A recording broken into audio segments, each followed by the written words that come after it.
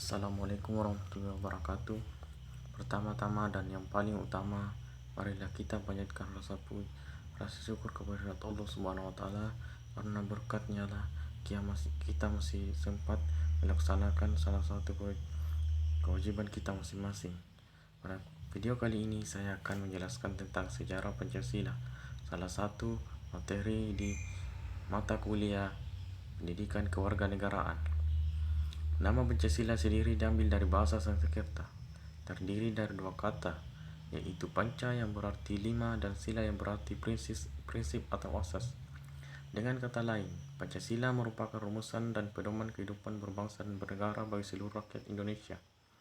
Ada lima sendi utama yang menyusun Pancasila, termaksud ketuhanan yang Maha Esa, kemanusiaan yang adil dan beradab, persatuan Indonesia, kerakyatan yang dipimpin oleh hikmat, kebijaksanaan dalam permusyawaratan perwakilan, dan keadilan sosial bagi seluruh rakyat Indonesia.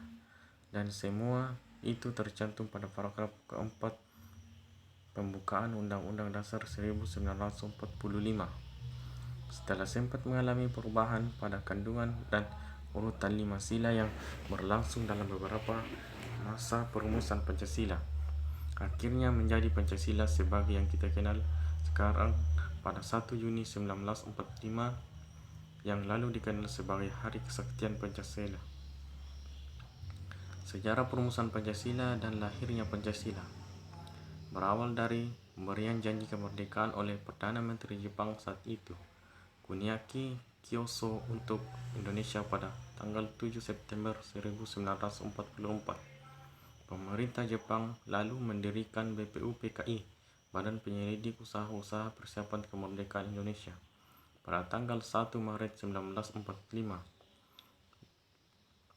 dengan tujuan untuk mempelajari hal yang berkaitan dengan tata pemerintah Indonesia merdeka. BPUPKI diketuai oleh Dr. Kanjeng Raden Tumenggung, Rajiman Widodiningrat.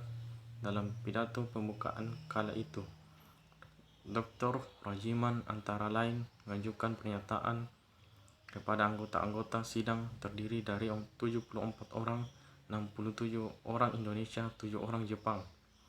Apa dasar negara Indonesia yang akan kita bentuk ini?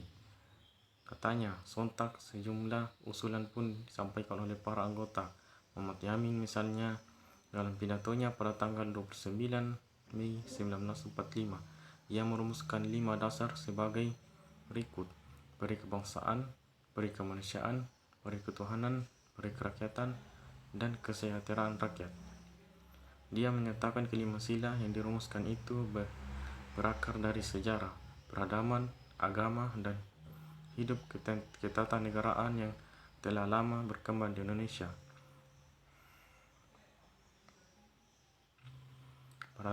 Pada 1 Juni 1945, Soekarno menyebut dalam pidato spontannya yang kemudian dikenal dengan judul Lahirnya Pancasila, dasar-dasar sebagai berikut: kebangsaan Indonesia, internasionalisme atau peri kemanusiaan, mufakat atau demokrasi, dasar perwakilan, dasar permusyawaratan, kesejahteraan sosial, ketuhanan.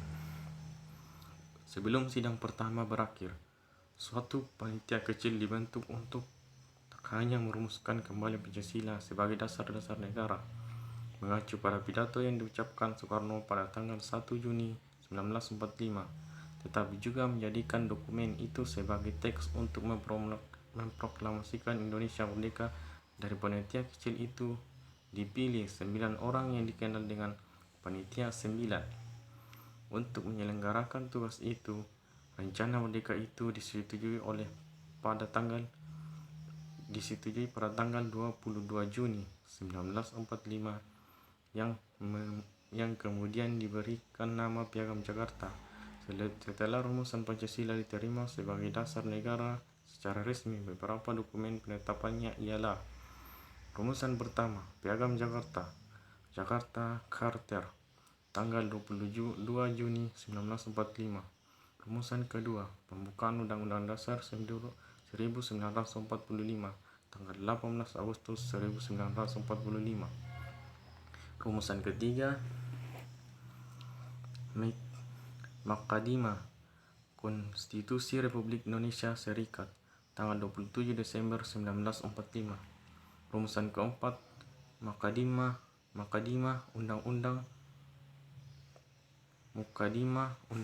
Dasar sementara 15 Agustus 1950. Rumusan kelima, rumusan pertama menjiwai rumusan kedua dan merupakan salah satu rangkaian kesatuan dengan konstitusi merujuk Dekret Presiden 5 Juli 1959. Sekian dari saya. Mungkin hanya itu ilmu yang saya dapat bagikan, kurang lebihnya mohon dimaafkan. Wabillahi taufiq wal hidayah. Assalamualaikum warahmatullahi wabarakatuh.